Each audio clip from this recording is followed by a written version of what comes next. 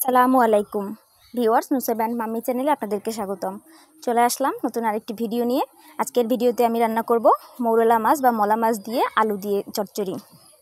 আমি হাফ কেজির মতো ছোট মাছ নিয়েছি আর আমি কিছু মশলা পেস্ট করে নিয়েছি, সরিষা, আদা আর রসুন।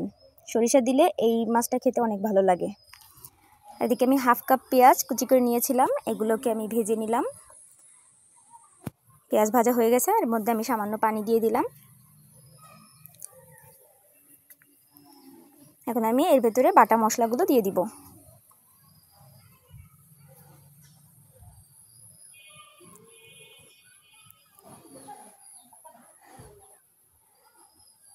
এখন আমি এর ভিতরে দিয়ে দিচ্ছি পরিমাণ মতো লবণ, এরপর দিব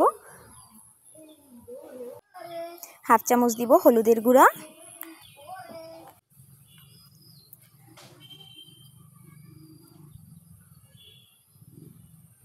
এক চামচের থেকে একটু কম মরিচের গুঁড়া দিব।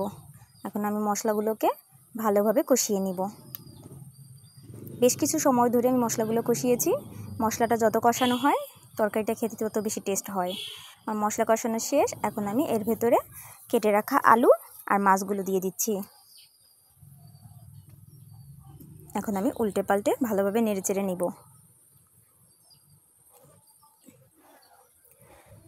প্রথমে আমি কোনো পানি দিব না, এভাবে উল্টে পাল্টে এরপর একটা ঢাকনা দিয়ে ঢেকে কিছু সময় আমি একটু কষিয়ে নিব, হালকা কষানো দিব।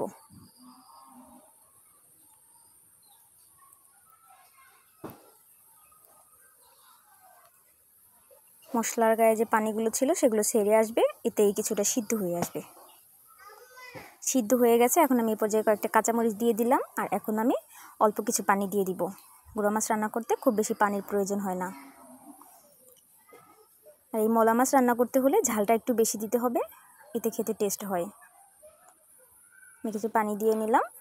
এখন আমি একটা ঢাকনা দিয়ে আবারও ঢেকে দিব। ঢেকে দিয়ে ঝোলটাকে আমি টানিয়ে নিব। ঝোল শুকিয়ে গেছে আর মাছগুলোও দেখতে পাচ্ছেন একদম কড়াইয়ের সাথে লেগে লেগে আছে। আলু আর মাছের চচ্চড়ি খেতে দারুণ টেস্ট। আল্লাহ হাফেজ।